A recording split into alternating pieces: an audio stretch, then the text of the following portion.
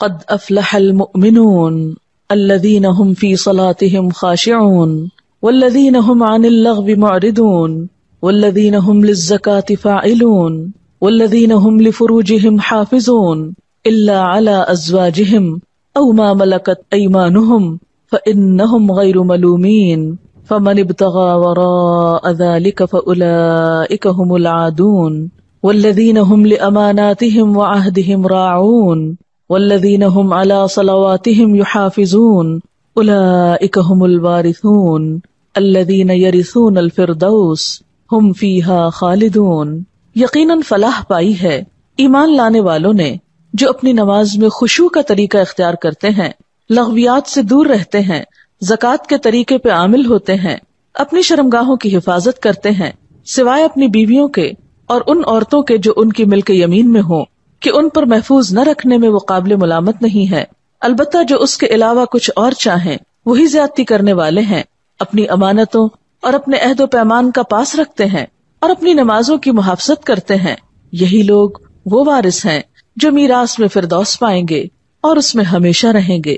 سورۃ المؤمنون کی 11 آیات آپ کے سامنے پڑھی گئی ہیں اور ان کا ترجمہ۔ آج ہم اس سورت کی ابتدائی آیات پر بات کریں گے اور ہمارا آج کا موضوع ہوگا نماز میں خشوع کیسے پیدا کیا جائے۔ عموماً لوگ شکایت کرتے ہیں یا پریشان ہوتے ہیں کہ ہم نماز تو پڑھ لیتے ہیں لیکن ہماری نمازوں میں خشوع نہیں آتا، یا نماز پڑھ کر سکون نہیں ملتا، یا نماز پڑھتے ہوئے دلوں میں بہت وسوسے آتے ہیں۔ تو آئیے دیکھتے ہیں کہ ان آیات کی روح سے ہم اپنی نمازوں کو کیسے بہتر بنا سکتے ہیں اور نماز میں خشوع پیدا کرنے کا طریقہ کیا ہو سکتا ہے۔ الذین هم فی صلاتهم خاشعون، وہ لوگ کامیاب ہیں جو اپنی نمازوں میں خشوع رکھتے ہیں، خشوع اختیار کرتے ہیں۔ خشوع کا لفظ خ شین عین سے ہے جس کا معنی ہے سکون۔ ایسی نماز جس میں سکون ہو، دل کے اندر بھی اور ظاہری حرکات میں بھی، یعنی دل میں اللہ کا خوف ہو، اللہ ہی کی محبت ہو، اللہ کی طرف دھیان ہو، اور دل کے اندر یہ احساسات اتنے گہرے ہوں کہ انسان کے ظاہری رویے میں بھی نظر آ رہے ہوں، اس کے اعضاء پر بھی ان کا اثر ہو۔ پھر خشوع کا معنی کسی کے آگے جھک جانا، دب جانا، عاجزی اور انکساری کا اظہار کرنا بھی کیا گیا ہے۔ تو گویا خشوع کا لفظ آتے ہی دل میں پہلا خیال کیا آنا چاہیے؟ سکون، ٹھہراؤ، ریلیکس، عاجزی، جھکاؤ۔ اسی لیے ہم دیکھتے ہیں کہ حضرت مجاہد کہتے ہیں کہ نظر اور آواز کو پست رکھنے کا نام خشوع ہے۔ حضرت علی رضی اللہ تعالیٰ عنہ فرماتے ہیں کہ دائیں بائیں التفات یعنی گوشہ چشم سے دیکھنے سے بچنا خشوع ہے، یعنی نماز میں کھڑے ہو کر دائیں بائیں نہیں دیکھنا، ادھر ادھر نہیں دیکھنا، اور آنکھوں کے کناروں سے بھی نہیں دیکھنا۔ جو اس سے بچ جائے گویا وہ خشوع کی حالت میں ہے۔ حضرت عطا فرماتے ہیں کہ بدن کے کسی حصے سے نہ کھیلنا خشوع ہے، یعنی نماز میں بے وجہ کھجانا یا کپڑے ٹھیک کرنا، ہلنا جلنا، آگے پیچھے ہونا، کبھی ٹانگ اٹھانا، کبھی انگلیاں مروڑنا، کبھی کچھ کرنا، کبھی ایک ٹانگ پہ بوجھ ڈال کے کھڑے ہو جانا، یہ سب چیزیں خشوع کے خلاف ہیں۔ حضرت ابو ذر رضی اللہ تعالی عنہ سے روایت ہے کہ رسول اللہ صلی اللہ علیہ وسلم نے فرمایا، اللہ تعالیٰ نماز کے وقت اپنے بندے کی طرف برابر متوجہ رہتا ہے جب تک وہ دوسری طرف التفات نہ کرے، یعنی بندہ جب رب کی طرف متوجہ رہتا ہے تو رب بھی بندے کی طرف متوجہ رہتا ہے۔ جب وہ دوسری طرف التفات کرتا ہے یعنی گوشہ چشم سے دیکھتا ہے تو اللہ تعالیٰ اس سے رخ پھیر لیتے ہیں، یعنی آپ کا دھیان اگر اللہ کی طرف رہا تو اللہ کی توجہ بھی آپ کی طرف، جو ہی آپ نے ادھر ادھر منہ کیا توجہ کی، اللہ نے بھی اپنا رخ پھیر لیا۔ نبی کریم صلی اللہ علیہ وسلم نے حضرت انس کو حکم دیا کہ اپنی نگاہ اس جگہ رکھو جس جگہ سجدہ کرتے ہو، اور یہ کہ نماز میں دائیں بائیں التفات نہ کرو، یعنی نماز کو خشوع کیا ہے؟ نگاہیں سجدے کی جگہ ہوں۔ اگر آپ اس عمل میں کامیاب ہو جائیں تو یقین مانے آپ کی نماز میں خشوع آ جائے گا۔ بہت سے لوگ یہ سمجھتے ہیں کہ شاید آنکھیں بند کر کے نماز پڑھنے سے زیادہ خشوع آتا ہے، جو کہ غلط فہمی ہے۔ ایسا کرنا پسندیدہ بھی نہیں، لگتا بہت آسان ہے کہ کچھ چیز نظر نہ آئے تو ہمارا دھیان زیادہ اللہ کی طرف ہو جائے گا، لیکن آج آپ نماز میں تجربہ کر کے دیکھیں، جو لوگ آنکھیں بند کر کے پڑھتے ہیں وہ آنکھیں کھول کر سجدے کی جگہ دیکھنا شروع کریں۔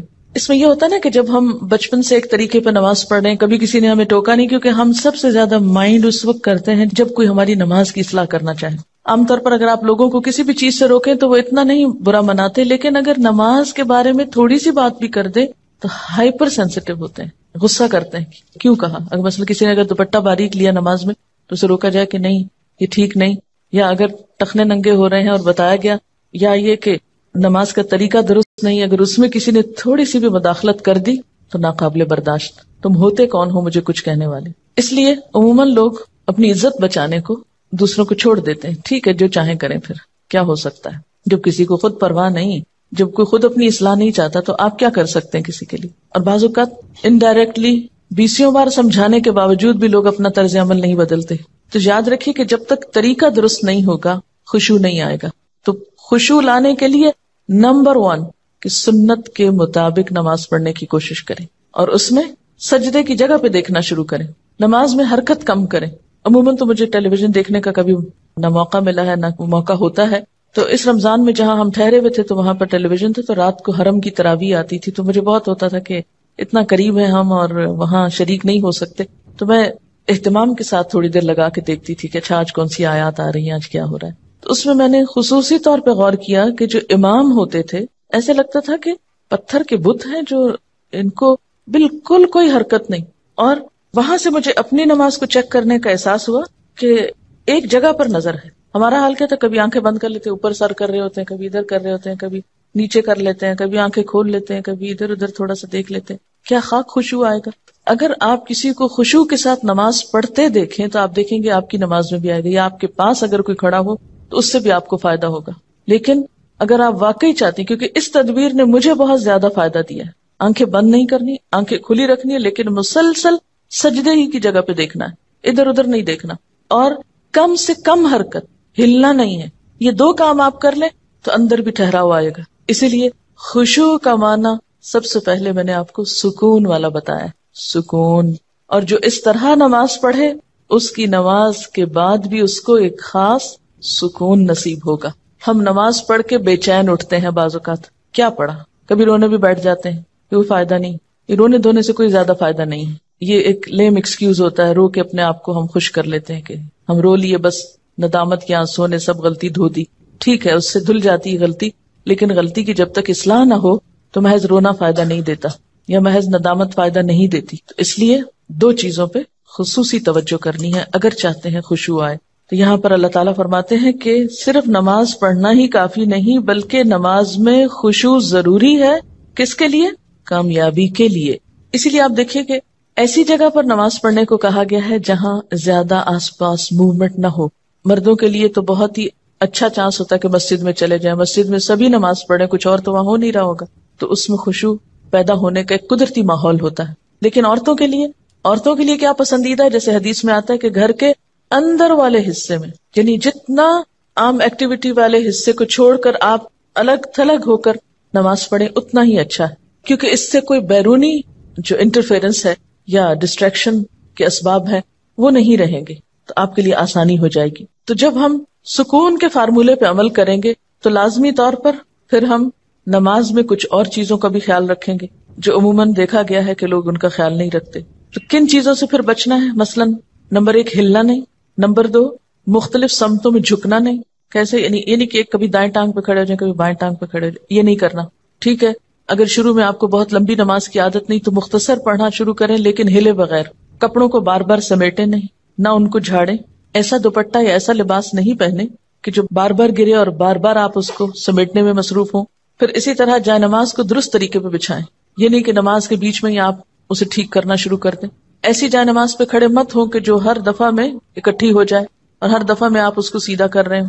پہلے جو کھجور کے درختوں کے پتے ہوتے تھے ان کے جو جائے نماز ملتے تھے, اگر آج آپ کو میسر ہو اور اس پر نماز پڑھنے کی کوشش کریں تو آپ دیکھیں گے خشوع میں اضافہ ہوگا. بالکل ایک نیچرل میٹ ہوتا ہے نا, اس کی اپنی ایک خوشبو بھی ہوتی ہے اور وہ اکٹھا نہیں ہوتا, اور اس پر آپ کے ہاتھ پاؤں سب جم جاتے ہیں. یہ جتنی مخملی جائے نمازیں آ گئی ہیں اتنی ہی نماز میں خشوع ختم ہو گیا. کبھی پاؤں پھسل رہے ہوتے ہیں, کبھی ہاتھ پھسل رہے ہوتے ہیں. جس چیز پر آپ نماز پڑھتے ہیں اس کو بھی درست کرنے کی ضرورت ہے, وہ بھی مددگار ہے. اسی لیے آپ صلی اللہ علیہ وسلم نے نماز کے وقت سامنے نقش و نگار اور جائے نمازوں کے اوپر نقش و نگار اور ان چیزوں کو ناپسند کیا ہے, کیونکہ یہ بھی نماز میں خلل انداز ہوتے ہیں. پھر اسی طرح تن کے بھی نہیں کھڑے ہونا چاہیے, یعنی بہت اکڑ کے نہیں کھڑے ہوں, بلکہ نارمل نیچرل ریلیکس طریقے سے کھڑے ہوں. بہت اونچی قرات نہ کریں. مثلاً اگر آپ تہجد میں یا نفل کسی میں ذرا سا زیادہ تلاوت کرنا چاہتے ہیں، بہت چیخ چلا کے نہیں کریں، یا کہیں آپ امامت کرا رہے ہیں تو اس صورت میں بھی قرات میں عاجزی ہونی چاہیے، کیونکہ وہ بھی خشوع میں اضافہ کرے گی۔ اسی طرح گا گا کر تلاوت کرنا یہ بھی درست نہیں، مصنوعی تکلف سے تلاوت کرنا، پھر اسی طرح نماز میں جمائیاں لینا اور لیتے چلے جانا، نہیں، ان کو کنٹرول کریں۔ اسی طرح جلدی جلدی کرنا، کیونکہ خشوع کیا ہے؟ سکون، اور سکون میں کیا ہے کہ آپ جب قیام کریں تو ہلنا بند کر دیں، رکوع کریں تو اتنی دیر رکوع کریں کہ جسم ہلنا بند کر دے، رکوع سے جب اٹھیں تو کھڑے ہو کر دوبارہ اتنا کھڑے ہوں کم از کم کہ آپ کا جسم ہلنا بند کر دے، پھر جب آپ سجدے میں جائیں ٹک جائیں اور اس وقت سر اٹھائیں جب تسبیحات پوری ہو چکی ہوں اور ہلنا بھی ختم ہو چکا ہو۔ یہ نہیں کہ آپ ایک کانسٹنٹ موومنٹ میں کھڑے ہوئے تو رکوع میں ہلتے ہلتے پھر کھڑے ہو گئے، پھر سجدے میں ابھی ہلنا بند نہیں تو پھر کھڑے ہو گئے اور پھر واپس پلٹ گئے۔ یہ ماری ماری نماز جو ہے جلدی کی، اس سے قطعاً خشوع نہیں آتا۔ خشوع کے لیے آپ کو ٹھہر ٹھہر کر آہستہ نماز پڑھنی ہوگی۔ اسی طرح اگر کوئی چیز نماز میں اذیت دے رہی ہو تو اس کو ہٹانا ضروری ہے، کیونکہ بعض اوقات جب ہم کہتے ہیں نا سکون اور ٹھہر جانا، تو اس میں ہم ایسا ٹھہرتے ہیں کہ کوئی چیز اگر ہمیں اس میں پریشان کر رہی ہے، چبھ رہی ہے، یا کوئی خارش ہو گئی یا کچھ، تو ہم اس کی طرف بھی توجہ نہیں دیتے، نتیجہ کیا تو کچھ سمجھ نہیں آتا، پڑھ کیا رہے۔ تو یہ ان نیچرل قسم کا سکون بھی طاری نہیں کرنا، اس میں کوشش کریں کہ کم سے کم موومنٹ سے اس سبب کو دور کر دیں۔ مثلا اگر کہیں خارش ہوئی ہے تو ایک ہاتھ سے بس اس جگہ ہلکا سا دبا کے خارش کر دیں، یہ نہیں کہ ہلا ہلا کے خارش شروع کر دیں، یا کہ بالوں کو سمیٹنا شروع کر دیں، یا بالوں سے کھیلنا، یا کپڑوں سے، یا بعض لوگ جیسے مرد حضرات حرم میں نماز پڑھ ہوتے تھے نا، تو وہ مختلف لوگوں کو دیکھ کے آپ اندازہ کر سکتے ہیں کہ کون کس طرح پڑھ رہا ہے نا، اور اس سے اپنے آپ کو کمپیئر کرتے ہیں کہ جب میں ایسی حرکت کروں تو میں بھی تو یہی لگتی ہوں گی۔ بعض لوگ داڑھی سے کھیل رہے ہوتے ہیں، بعض اوقات بال ٹھیک کر رہے ہوتے ہیں، بعض لوگ کپڑا ہی ٹھیک کرتے چلے جاتے ہیں، تو یہ ساری چیزیں جو ہیں ہل جل کی، یہ نماز کی خشوع میں اثر انداز ہوتی ہیں۔ پھر ایک اور مرحلہ ہے اور وہ ہے اندر کے خیالات اور سوچوں کا۔ بہت سے لوگ اس پر پریشان ہوتے ہیں۔ اگر آپ اس طریقے پہ عمل کریں گے، سجدے والی جگہ پہ دیکھنا ذرا شروع کریں، آپ دیکھیں گے خیالات کم ہو جائیں گے۔ بہرحال ہر شخص کا اپنا اپنا حساب ہو سکتا ہے، مجھے اس سے بہت فائدہ ہوا ہے، کیونکہ اللہ کے رسول صلی اللہ علیہ وسلم کی کوئی بات بھی حکمت سے خالی نہیں۔ تو خیالات دو طرح کے ہوتے ہیں، ایک ہوتا ہے خیالات کا آنا اور ایک ہوتا ہے خیالات کا لانا۔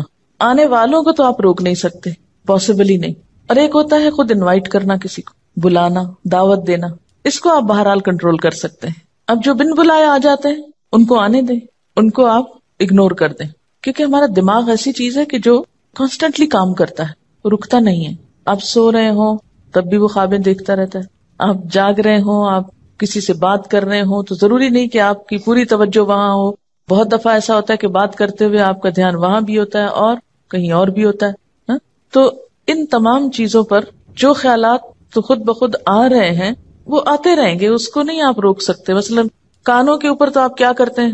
ہاتھ رکھ سکتے ہیں، آنکھوں کو بند کر سکتے ہیں، زبان بند کر سکتے ہیں، لیکن دماغ کے خیال کا کیا کریں؟ کوئی ڈھکنا نہیں دے سکتے، کوئی سوئچ نہیں آف کر سکتے، وہ تو خدا نخواستہ آف ہوا تو پھر تو گئے، آن نہیں ہو سکتا پھر۔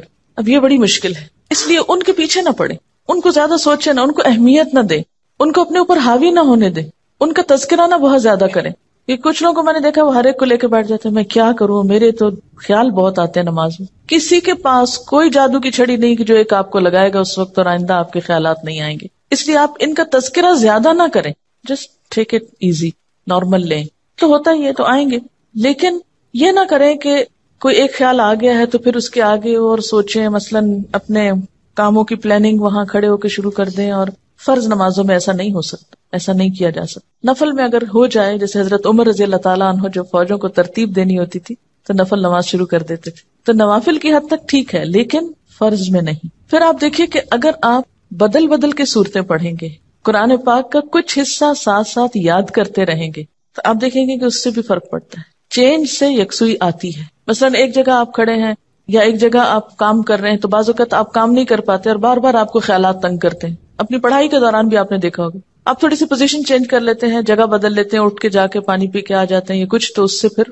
فرق پڑ جاتا ہے۔ اسی طرح اگر آپ تلاوت یعنی قرآن پاک کا وہ حصہ جو نماز میں پڑھ رہے ہیں اگر آپ اس کو تبدیل کرتے رہیں تو فائدہ ہوگا۔ اس کے لیے طریقہ کیا ہو، کیونکہ آپ نے دیکھا ہوگا کچھ قرآن پاک آپ نے یاد کیا پھر وہ آپ کو بھولنے لگا، کوئی صورت اگر کچھ دن تک نہیں پڑھی، اگلے دن نماز میں پڑھنے کھڑے ہوئے وہ اٹکنا شروع ہو گیا، آپ نے تنگ آ کے چھوڑ دی۔ ایسی چیزیں بہت نیچرل ہوتی ہیں. اس کا علاج کیا ہے؟ پاکٹ سائز کا چھوٹا سا قرآن پاک کا نسخہ جو ہے وہ نماز کے وقت میں قریب رکھ لیں. میں نے ایک باسکٹ سی بنائی ہوئی ہے, تو آپ کیا کریں, دعاؤں کے کارڈز, تسبیح اور جو قرآن پاک کا نسخہ, اگر آپ چشمہ لگا کے پڑھتے ہیں تو چشمہ, یہ ساری ضروری چیزیں جو ہیں اس کے اندر موجود ہوں. وہ آپ اپنے بیڈ روم میں, اپنے وارڈ روم میں, کہیں ایک جگہ پر اس کو رکھ لیں. جو ہی نماز پڑھنے لگے جائے نماز بچھائی اور اٹھا کے وہ ٹوکری پاس رکھ لی. اچھا سنت پڑھ لی آپ نے, اب آپ نے ارادہ کیا کہ میں آج فلاں سورت پڑھوں گی, اور آپ کو بھولی ہوئی ہے یا آپ سمجھتے ہیں کہ آپ کو یاد دہانی کی ضرورت ہے. کئی جگہ ہوتے ہیں نا وہ شبے پڑ جاتے ہیں, تو آپ کیا کریں, شروع کرنے سے پہلے 1 سیکنڈ کے لیے ان جگہوں پر دیکھ لیں, اس کو پھر رکھ لیں, پھر آپ نماز پڑھیں. آپ انشاءاللہ وہ سورت بہتر طور پر پڑھ پائیں گے. جب آپ پڑھیں گے تو آپ دیکھیں گے کہ آپ کی واقعی نماز میں خوشی پیدا ہوگی, کیونکہ کچھ عملی تدابیر بھی ہوتی ہیں کہ یکسوئی والی جگہ ہو لیکن ساتھ ایسی چیزیں موجود ہوں. مثلا اگر آپ نوافل پڑھ رہے ہیں اور آپ تھک گئے ہیں بیچ میں, تو بجائے اس کے کہ اپنے اوپر زور زبردستی کر کے پھر کھڑے ہو جائیں, آپ بیچ میں تھوڑا بیٹھ بھی سکتے ہیں, یا یہ کہ سلام پھیر کر آپ دعاؤں کا کارڈ نکالیں, کچھ دعائیں پڑھ لیں, اس میں آپ ریلیکس بھی ہو جائیں گے, اور ساتھ یہ ہے کہ دعائیں بھی مانگی جائیں گی, اور اگلے 2 نفل جو ہیں وہ زیادہ یکسوئی کے ساتھ پڑھے جائیں گے. تو اس طرح کی کچھ عملی تدابیر جو ہیں وہ آپ کی نماز کو اچھا کر دیتی. اسی طرح اگر ماحول کو تھوڑا اور خوشگوار بنائیں, مثلا یہ کہ جا نماز کے اوپر اگر آپ تھوڑا سا عطر لگا لیں, یا یہ کہ آپ اس کو جھاڑ پٹک کے رکھیں, کچھ عرصے بعد اس کو دھو لیں, صاف کر لیں, تو یہ جو پاکیزگی اور صفائی کے جو مرحلے ہیں نماز کے ساتھ, لباس کے علاوہ, جسم کے علاوہ, جگہ کی صفائی, اس سے بھی نماز میں خشوع آتا ہے. کیونکہ اگر آپ ایسی جگہ پہ نماز پڑھیں جو اسمیلی ہے, یا جہاں گھٹن ہے, یا جہاں کوئی آکسیجن نہیں ہے, تو اس سے بھی کیا ہوگا کہ آپ کو ایک دم جمائیاں آنے لگیں گی, آپ کو نیند آنے لگے گی, آپ کے اندر ایک بیزاری کی کیفیت ہوگی. تو ہمیشہ جب کوئی مسئلہ پیش آئے تو صرف رونا دھونا نہ کیا کریں. ہم رونا دھونا کر کے, واویلا کر کے یہ سمجھتے ہیں کہ مسئلہ حل ہو جائے گا, جو کہ ہو سکتا ہی نہیں. واویلا کرنا کسی مسئلے کا حل نہیں, اس کو تو اپنی زندگی سے نکال دیں, جو میں نے دیکھا کہ خواتین میں زیادہ ہی ہے, اور اس سے ہم مار کھاتے ہیں. یعنی کوئی مسئلہ پیش آیا, ہائے کیا کروں, ہائے کیوں ہو گیا, ہائے, یہ سب نکال دیں. مسئلہ پیش آنے پر, مسئلہ نماز میں خشوع نہیں, مسئلہ پیش آ گیا, مسئلہ پیش آنے پر مسئلے کو پہچانے, اس کے اسباب جانے, یعنی مسئلے کو آئیڈینٹیفائی کرے پہلے, یہ ہے مسئلہ, خشوع نہیں آ رہا, پہچانے وجوہات کیا ہیں, کیوں نہیں آ رہا. 1 وجہ کہ جگہ ٹھیک نہیں, 2 وجہ کہ قرآن یاد نہیں, 3 وجہ کہ آس پاس شور ہے, وغیرہ وغیرہ وجوہات معلوم کر لیں. اور ایک ان سب وجوہات سے بڑی وجہ کہ نماز پڑھنے کے ٹھیک طریقہ ہی نہیں آتا, الفاظ کی ادائیگی درست نہیں نماز کی, تو وہ ہر وقت ایک گلٹ ہے اندر, پتہ نہیں ٹھیک پڑھ رہی ہوں کہ نہیں, پتہ نہیں ٹھیک پڑھ رہی ہوں کہ نہیں. یہ جب تک یہ گلٹ رہے گی نماز میں خوشی نہیں آئے گی. اس گلٹ کو دور کریں. اگر آپ کو مثلاً اتحیات پڑھنا نہیں آتا, دروشی پڑھنا نہیں آتا, سیکھ لیں کسی سے, بالکل شرم محسوس نہیں کریں, جتنا جلدی ہو سیکھ لیں, کیونکہ اگر درست علم ہوگا تو آپ دیکھیں گے کہ اس سے بھی آپ کو سکون آ جائے گا. سارے مسائل کی وجوہات جانیں اور پھر ایک ایک کر کے وجہ کو دور کرنے کی کوشش کریں. اگر آپ سمجھتے ہیں کہ وجہ دور آپ سے خود نہیں ہو رہی تو کسی سے مشورہ کر لیں کہ اس مسئلے کا حل کیا ہو سکتا ہے, لیکن مسئلے کو سب سے پہلے آپ خود پہچانیں. کبھی یہ نہ کہا کریں بار بار مجھے نہیں پتا کہ یہ کیوں ہے. نہیں, کیوں نہیں پتا, پتا ہونا چاہیے. اللہ نے آپ کو عقل دی, سمجھ دی, جاننے کی کوشش کریں, اور پھر اس کے بعد یہ ہے کہ اس کا حل کریں. اور اس معاملے میں بے صبری نہ کریں. بہت سے مسائل کے حل میں وقت لگتا ہے, اس وقت کو اویل کریں, اور صبر کے ساتھ آہستہ آہستہ آپ دیکھیں گے کہ انشاءاللہ وہ مسئلہ حل ہوتا جائے گا. اور سب سے بڑی بات یہ کہ پھر اللہ تعالیٰ سے خوب خوب دعا کریں کہ اللہ تعالیٰ تو میری نماز میں خشوع دے دے, مجھے نماز کا شوق دے دے, مجھے نماز کی محبت دے دے, نماز کو میری آنکھوں کی ٹھنڈک بنا دے. اس طرح کی جو بھی دعائیں آپ کے دل میں آئیں, آپ دیکھیے کہ مانگنے کے لیے آپ کے اندر سے بات اٹھنی چاہیے نا. دعا کوئی مصنوعی چیز نہیں ہے کہ کوئی مانگ رہا ہے تو آپ اس کو دیکھ کے آپ بھی شروع کر دیں. اس کی ضرورت آپ کو خود محسوس ہونی چاہیے کہ یہ چاہیے مجھ کو, یہ مانگنا ہے مجھے, اس کے بغیر میرا گزارا نہیں ہو رہا. تو جس طرح دنیا کی چیزوں کے لیے ہم تڑپ تڑپ کے مانگتے ہیں, اسی طرح دین کے لیے بھی, اپنی آخرت کے لیے بھی تڑپ تڑپ کے مانگنا سیکھیں. تو انشاءاللہ آپ دیکھیں گے کہ اللہ تعالیٰ کی رحمت بہت قریب ہے. پھر ایک اور بات یہ ہے کہ جہاں اٹکاؤ ہو وہاں صدقہ کریں. یعنی جو صدقہ ہے ہر رکاوٹ کو دور کرنے کا ذریعہ ہوتا ہے, اس سے آپ دیکھیں گے کہ گرہیں کھلیں گی. اور صدقے کے لیے بھی ضروری نہیں کہ کوئی بہت بڑی اسپیشل چیز آپ تیار کریں, جمعرات کا انتظار کریں اور پھر اس میں کھانا پکائیں اور پھر اس میں مخصوص لوگوں کو بلائیں اور کھلائیں, یا کوئی اور اس طرح کا مصنوعی کام کریں. اس کے لیے کیا ہے, فوری طور پر کسی کے ساتھ کوئی بھلائی کر لیں اور کوئی نہیں تو جو سامنے سے آ رہا ہے اس کو دیکھ کے مسکرا لیں. اسی طرح آگے بڑھ کے سلام کریں. ان چھوٹی چھوٹی چیزوں میں دوسروں کی مدد جو ہے یہ سب صدقے کے کام ہے. اور ساتھ یہ ہے کہ پھر اللہ کے راستے میں مال خرچ کرنا, اپنی پسندیدہ چیز دوسرے کو دے دینا, اسی طرح کی چھوٹی چھوٹی چیزیں. تو آپ دیکھیں گے کہ وہ اندر کی گرہیں کھلیں گی نا تو باہر کی خود بخود کھلنے لگیں گی اور آپ ریلیکس ہو جائیں گے. اور اس خشوع کے ساتھ نماز جو ہے کامیابی کا ذریعہ ہے. اگرچہ مکمل کامیابی آخرت میں ہوگی, لیکن دنیا میں بھی آپ دیکھیں گے کہ آپ کو ہر مشکل کا حل, جیسے نبی صلی اللہ علیہ وسلم کا طریقہ تھا, کیا تھا کہ جب بھی آپ کو کوئی مشکل معاملہ پیش آتا فوراً نماز پڑھتے. وہ نماز پھر ایک بوجھ نہیں رہے گا. بخاری اور مسلم میں ہے, حضور صلی اللہ علیہ وسلم سے پوچھا گیا کہ سب سے زیادہ محبوب عمل اللہ کے نزدیک کیا ہے؟ آپ نے فرمایا نماز کو وقت پر ادا کرنا. پوچھا گیا پھر؟ فرمایا ماں باپ سے اچھا سلوک کرنا. پوچھا گیا پھر؟ فرمایا اللہ کی راہ میں جہاد کرنا. جہاد کرنا اگرچہ ضروری ہے لیکن وہ بعد میں ہے, پہلے اپنی نمازیں درست کر لیں اور وقت پہ پڑھیں. اور یہ جو وقت پہ پڑھنا ہے نا, اگر اس کی عادت ہو جائے تو آپ دیکھیں گے کہ آپ کے وقت میں برکت ہو جائے گی. ہوتا کیا ہے, نماز کا وقت ہو گیا نا, ہم ٹال رہے ہیں, نہ تو جو کام کر رہے ہیں وہ صحیح ہو رہا ہے ٹالنے کی وجہ سے, اور نہ نماز ہماری ٹھیک ہوگی پھر, کیونکہ جو نماز دیر سے پڑھی جائے گی اس میں خشوع ہو ہی نہیں سکتا. اگر آپ فجر کے آخری ٹائم پہ اٹھے ہیں کیسے خشوع آئے گا؟ ٹینشن تو یہی رہے گی کہ سورج نہ نکل آئے یا نکل نہ چکا ہو. کوئی بھی نماز جو تاخیر سے پڑھیں گے, آپ وقت گزار کے پڑھیں گے, وہ خشوع سے خالی ہو جائے گی, خود بخود آٹومیٹیکلی پھیکی ہو جائے گی. اس لیے کوشش کریں, یعنی اگر آپ خشوع لانا چاہتے ہیں تو پہلی کوشش کہاں سے شروع ہو کہ وقت پر, اور اول وقت میں.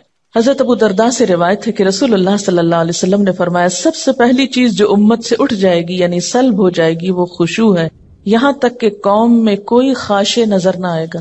بہت سے لوگ نماز پڑھیں گے مگر کوئی خاشع نظر نہ آئے گا. حدیث میں آتا ہے ایک مرتبہ نبی صلی اللہ علیہ وسلم نے ایک شخص کو دیکھا کہ نماز پڑھ رہا ہے, ساتھ ساتھ داڑھی کے بالوں سے کھیلتا جا رہا ہے. اس پر آپ نے فرمایا لو خشع قلبہ خشعت جوارحہ, اگر اس کے دل میں خشوع ہوتا تو اس کے جسم پہ بھی خشوع طاری ہو جاتا. ظاہری خشوع جب آتا ہے جب دل میں خشوع, دل اللہ کے آگے جھکا ہوا, اور اگر دل دنیا کی یادوں میں اور دنیا کے قصوں میں مشغول ہو تو پھر خشوع نہیں آ سکتا. خشوع کا لفظ بولتے ہی آپ کے ذہن میں کیا چیز آتی ہے؟ سکون, عاجزی. ایک لفظ میں ہو تو سکون اور دوسرے میں ساتھ ہی عاجزی بھی. سورۃ الانبیاء میں پیغمبروں کی صفات میں اللہ تعالیٰ فرماتے ہیں وَكَانُوا لَنَا خَاشِعِينَ, یہ سارے پیغمبر ہمارے لیے خشوع کرنے والے تھے. تو اس سے کیا پتا چلتا ہے کہ خاشع ہونا جو ہے, عاجز ہونا اور اللہ کے سامنے عاجزی اختیار کرنا, یہ پیغمبروں کی صفات میں سے رہا ہے. سورۃ انبیاء کی آیت 90. اور اس میں بھی آپ دیکھیے کہ انہم کانوا یسارعون فی الخیرات ویدعوننا رغبا ورہبا وکانوا لنا خاشعین, کہ وہ بھلائیوں میں بہت جلدی کرتے تھے, یسارعون فی الخیرات, اور ویدعوننا رغبا ورہبا, رغبت کے ساتھ اور خوف کے ساتھ ہمیں پکارتے. حالانکہ وہ پیغمبر تھے پھر بھی محض رغبت نہیں تھی, خوف بھی ساتھ تھا. وکانوا لنا خاشعین, اور وہ ہمارے آگے جھکے ہوئے تھے. تو اس سے یہ پتا چلتا ہے کہ نماز کے اندر خشوع صرف نماز میں ہی جھکنے کا نام نہیں, یا صرف نماز کی حد تک عاجزی اختیار کرنے کا نام نہیں, بلکہ اس کے علاوہ عام روزمرہ زندگی میں بھی یہ اخلاق پیدا ہونا چاہیے, یا عام روزمرہ زندگی میں بھی ہمارے اندر یہ کردار پیدا ہونا چاہیے. اب جب سکون کی بات ہوئی کہ کانوا لنا خاشعین, اور خشوع کا معنی اگر سکون کیا جائے اور عاجزی کیا جائے تو عملی زندگی میں کہاں کہاں یہ نظر آئے گا اور کس کس طرح ہوتا یہ کہ جب ہم نماز میں لطف اٹھاتے ہیں تو ایک نماز کا اچھا پڑھنا آئندہ کی نماز کے لیے خود بخود انتظار کی کیفیت پیدا کر دیتا ہے نا, کیونکہ آپ نے اس کو انجوائے کیا ہوتا ہے. اور اگر ایک نماز آپ نے خراب پڑھی تو اس کے بعد دل پہ بوجھ پڑتا ہے, اس بوجھ سے گلٹ آتی ہے, اور پھر انسان کہتا ہے کیا فائدہ, پتہ نہیں پچھلی کا کیا بنا, اب اگلی کیا پڑھوں. بس وہ ایک پھر ڈگمگانے کی اور کشمکش کی کیفیت پیدا ہو جاتی. تو ہر نماز اپنی جگہ اہم ہے, اور ہر نماز کے اندر ایسی کوشش ضروری ہے جو اگلی نماز کے لیے ایک تیاری بن جائے, یا ایک گراؤنڈ پریپیئر کر دے, یا اس کے لیے ایک بنیاد بن جائے. وہ خشوع صرف نماز میں ہی تو نہیں رہتا نا. نماز میں کیفیت طاری ہوئی, اس کے بعد آپ عام زندگی میں لوگوں سے معاملہ کر رہے ہیں, تو اب اس میں کچھ کنٹینیوٹی ہونی چاہیے نا. ٹھیک ہے اس لیول کی تو نہیں, لیکن اس کا اثر زندگی کے دوسرے معاملات پر بھی پڑنا چاہیے, کیونکہ نماز جو ہے یہ ہماری پوری شخصیت کو ریفارم کرتی ہے, اس کی اصلاح کا سبب بنتی ہے. نماز کے اندر کی کیفیات باہر پر اثر انداز ہوتی ہیں، ٹھہراؤ آنے لگتا ہے نا. کسی کا کمنٹ ہے، 2 چیزیں اگر ہم خود میں پیدا کر لیں تو دین کے کام میں آسانی ہو جاتی ہے. ہر ماحول میں پرسکون بیٹھ کر دیکھنا اور ہر عادت اور طبیعت کے لوگوں سے ملنا اور نارمل رہنا. یہ ہے وہ تاثیر جو نماز کی خشوع سے آپ کے معاملات پہ پڑتی ہے نا. یہ لکھتی ہے کہ 2-3 مواقع جن کا مجھے تجربہ ہوا. ایک تو یہ کہ قریبی رشتہ دار کے انتقال پہ جانا ہوا. کچھ بتانے کی کوشش کی لیکن ایک معتبر خاتون نے سختی سے خاموش کرا دیا. میں نے اپنا قرآن لیا، پڑھتی رہی، سوچتی رہی اور واپس آ گئی. سوئم پہ گئی تو کتاب میرا جینا میرا مرنا ساتھ لے گئی. خالی صفحات پہ اپنا پیغام ہمدردی لکھا اور یہ کہ جو بھی یہ کتاب پڑھے دوسروں کو بتائے اور مرنے والے کے لیے مغفرت کی دعا کرے. یہ چھوڑ کر آ گئی، یعنی میسج کے ساتھ کتاب. 2 مہینے بعد فون آیا ان کی بہو کا کہ جو بھی لوگ دوسرے شہروں سے آئے ہیں میں نے پڑھ کر کتاب سنائی ہے. ہر کوئی کتاب کا مطالبہ کر رہا ہے. جتنی کتابیں انہوں نے مانگی بھجوا دی.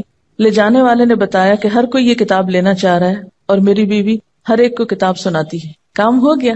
اگر یہ اس معتبر خاتون کی بات نہ مانتی اور اس وقت الجھ پڑتی تو اس صبر کا یہ جو پھل ملا ہے یہ نہ ملتا. کہتے ہیں نا صبر کا پھل میٹھا ہوتا ہے. اس وقت تو بہت سخت تکلیف سے گزرتا ہے انسان، اور ہم عام طور پر جھلا اٹھتے ہیں کہ نہیں مجھے تبلیغ کا موقع نہیں ملا اور اتنا اچھا موقع چلا گیا. ایک تو یہ کہ اللہ تعالیٰ کے فیصلوں کو اگر قبول کرنا آ جائے نا ہمیں تو زندگی پر لطف ہو جائے. موقع مل گیا الحمدللہ، نہیں ملا تو اس میں بھی کوئی مصلحت ہوگی ضرور. میں اس حال پہ بھی راضی ہوں. میں نے کوشش کر لی، اگر چانس نہیں ملا کوئی بات نہیں، لیکن کوشش نہیں چھوڑی. جب ہم جھلا اٹھتے ہیں اور اپسیٹ ہوتے ہیں تو اس میں نقصان کیا ہوتا ہے کہ ہم پازیٹیولی کام کرنا چھوڑ دیتے ہیں، کوشش ترک کر دیتے ہیں. جب کوشش چھوڑتے ہیں تو اگلا نیکی کا موقع ختم ہو جاتا ہے. اور کوشش پر آمادہ رہنا اور صبر کی کیفیت بھی دراصل خشوع سے آتی، کیونکہ نماز بھی تو صبر کا نام ہے نا. یعنی آپ نے بولنا نہیں، آپ نے ادھر ادھر نہیں دیکھنا، آپ نے ہلنا نہیں. میں تو سمجھتی ہوں کہ ہلنے سے رکنا سب سے بڑا صبر ہے نماز کا. ورنہ باقی جتنی بھی کیفیات آتی ہیں نا ان سب کو ہم ہل جل کے وہ بیلنس کر لیتے ہیں. یعنی نیند آئی ہے، اونگ آئی ہے اور کوئی بوریت ہوئی ہے کچھ تو وہ ہل کے آگے پیچھے کر کے جھوم جھام کے آنکھیں بند کر کے تھوڑا ریلیکس کر کے تو وہ جو کیفیت طاری ہونی چاہیے تھی وہ ہونے نہیں دیتے. ان کا ایک اور تجربہ ہے.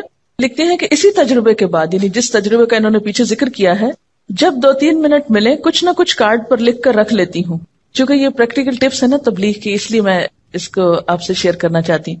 اور جہاں جاؤں لے جاتی ہوں. اس وقت نہ بھی لوگ پڑھیں تو بعد میں ضرور پڑھتے ہیں. اب مثلا نے بنایا کہ وما قدر اللہ حق قدری ہی، اللہ تعالیٰ کا شکوہ، اور اندر لکھا ہوا ہے اللہ تعالیٰ کا بندوں سے شکوہ، اور نہیں انہوں نے قدر کی اللہ کی جیسا کہ حق ہے اس کی قدر کرنے کا. فرمایا میں اور جن و انس عجیب معاملے پہ ہیں. پیدا میں کرتا ہوں، عبادت کسی اور کی، رزق میں دیتا ہوں، احسان مند کسی اور کے، صحت اور قوت میں دیتا ہوں، شکر گزار کسی اور کے. اب یہ شرک کی نفی کا ایک پیغام ہے. تو اسی طرح اگر آپ کہیں پر بھی ہیں اور گفتگو شروع ہوتی تو آپ کیا کہہ کے انٹروڈیوس کرائیں گے؟ یہ کارڈ ہے میں نے بنایا، مجھے یہ آج بہت اچھی لگی، آپ بھی پڑھ کے دیکھیں. بہت اچھے انداز میں، ہلکے پھلکے انداز میں. لیکن اگر آپ کے اپنے بیگ میں کوئی چیز نہیں دینے کو، محض باتیں ہی ہیں، تو وہ شاید اتنی افیکٹو نہ ہو. اور یہ جہاں رہ جائے گا، جہاں کوئی پڑھے گا کچھ نہ کچھ ضرور سوچے گا. اور ایک چھوٹا سا ہلکا سا میسج ہے جس میں کچھ خرچ بھی نہیں آتا.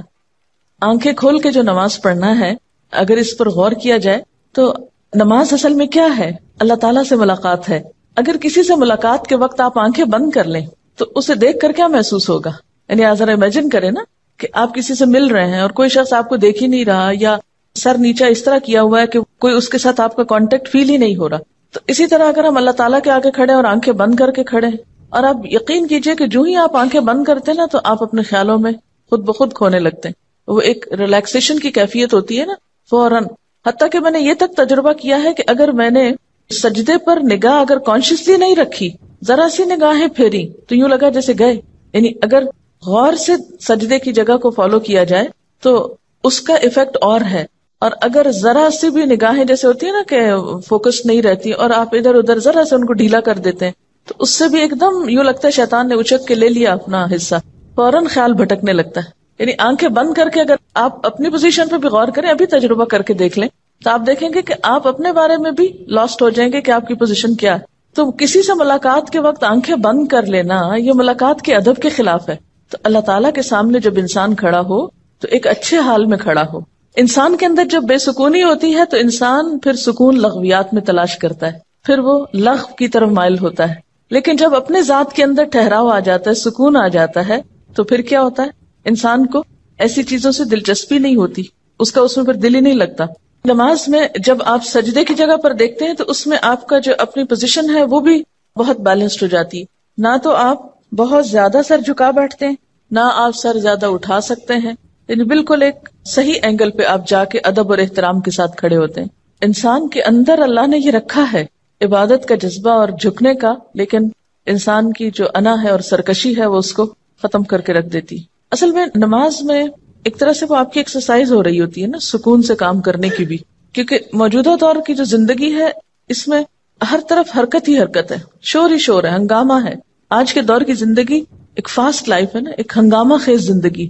اس میں شعوری سکون حاصل کرنے کے یا شعوری سکون کی کیفیت طاری کرنے کے موقع بہت کم آتے ہیں. ایک ہوتا ہے نا کہ نیچرلی آپ کو ایک انوائرنمنٹ مل جائے پیسفل. نماز بھی آپ پڑھتے ہیں تو آپ کو محنت لگتی ہے سکون طاری کرنے کی، اپنے اندر ایک خاموشی اور ایک ٹھہراؤ پیدا کرنے کی. تو جب نماز کے اندر آپ کنسنٹریشن اختیار کرتے ہیں یا کنسنٹریشن لانے کی پریکٹس کرتے ہیں تو اس سے آپ کی زندگی میں جو دوسرے کام ہیں ان میں بھی آپ کو کنسنٹریٹ کرنے کا بہتر موقع ملتا ہے. یعنی ایک کنسنٹریشن ایکسرسائز بھی ہے یہ. بہت سے طالب علم کیا یہ سوال نہیں کرتے کہ ہم پڑھتے ہیں لیکن ہمارے خیالات ہی ادھر ادھر بھٹکتے رہتے ہیں؟ اس لیے کہ ہمیں بچپن سے ایسی کوئی ایکسرسائز کرائی ہی نہیں گئی. بچوں کو جب ہم نماز شروع کراتے ہیں تو ہم صرف اس پہ ہی خوش ہو جاتے ہیں کہ وہ 2-4 سجدے ڈالنے لگ گئے ہیں، یہ نہیں کوشش کرتے کہ ان کو اس طرح سکھائیں. اگر آپ سب اپنے اپنے گھر میں یا آس پاس جو بھی ہو بچوں کو نماز پڑھتا دیکھے، صرف پیار سے تھوڑی سی بات کریں کہ نماز میں آپ نے صرف اس جگہ دیکھنا ہے.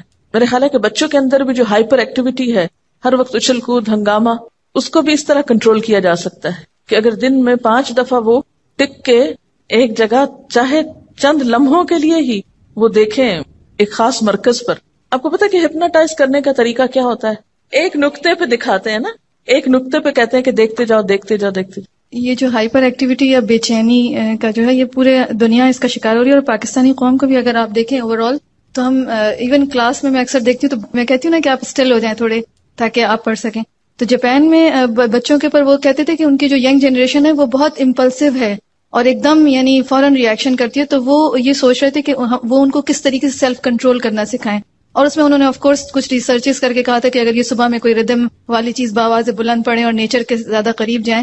اور میں یہ سوچ رہی تھی کہ اللہ سبحانہ تعالیٰ کتنی خوبصورتی سے ایک سیلف کنٹرولنگ کا کتنا خوبصورت ایک اکوپمنٹ دے رہے ہیں، ایک اسٹریٹجی دے رہے ہیں کہ بس یہ اگر کریں، اور تلاوت ہے اور پھر فوکس ہے ایک فوکل پوائنٹ پہ. اور اگر اس طریقے سے بچوں کی تربیت کی جائے تو نو ونڈر کہ انشاءاللہ اگلی جنریشن جو ہے وہ تو کم از کم سکون والی کیا ہے، اور جو امپلسو بیہیویئرز ہیں وہ نہ ہو پائیں.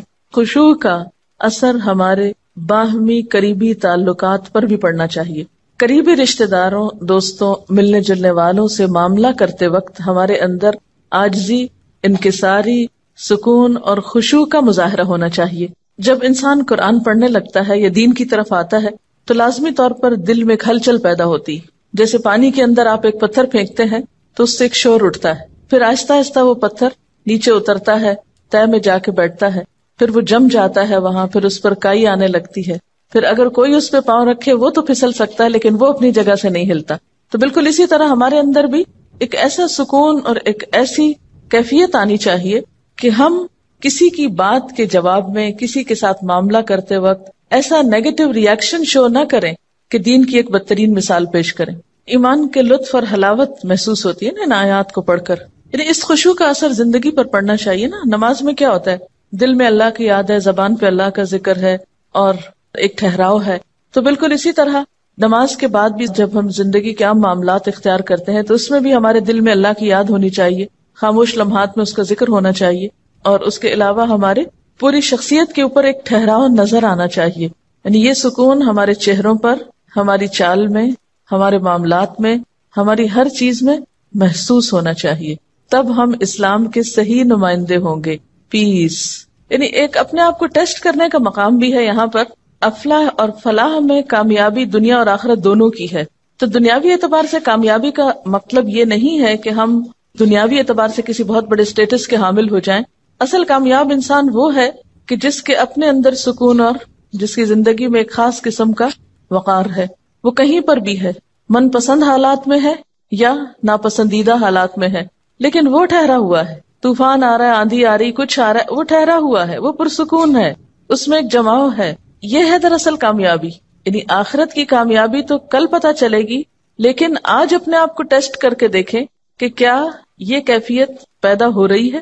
اس میں پھر آپ دیکھیں گے اس کا اثر آپ کی گفتگو پر بھی پڑے گا، آپ کے معاملات پہ پڑے گا، لین دین پہ پڑے گا، حتیٰ کہ لسننگ کی ہیبٹ جو ہے اس پر بھی پڑے گا کہ ہم سکون سے سنیں گے. ورنہ کیا ہوتا ہے، آدھی بات سنتے ہیں اور آدھی بات سننے سے پہلے ہی جواب بھی شروع کر دیتے ہیں، اور یہاں سے معاملات میں گڑبڑ اور جھگڑے شروع ہو جاتے ہیں، اور سنانے والے کو چپ کرانا پڑتا ہے کہ ایک دفعہ سنو. تو اس سے پتہ چلتا ہے نا کہ ایک شخصیت میں گہرائی پیدا ہوتی، شیلونس ختم ہوتی. جو گہرا برتن ہوتا ہے تو اس میں اگر پانی ہو تو جتنا بھی آپ اس کو ہلائیں چھلکائیں، جتنے بھی اس کو جھٹکے لگائیں، کیا ہوتا ہے، باہر نہیں آتا، تو اندر ہی اچھل کے اندر ہی بیٹھ جاتا ہے.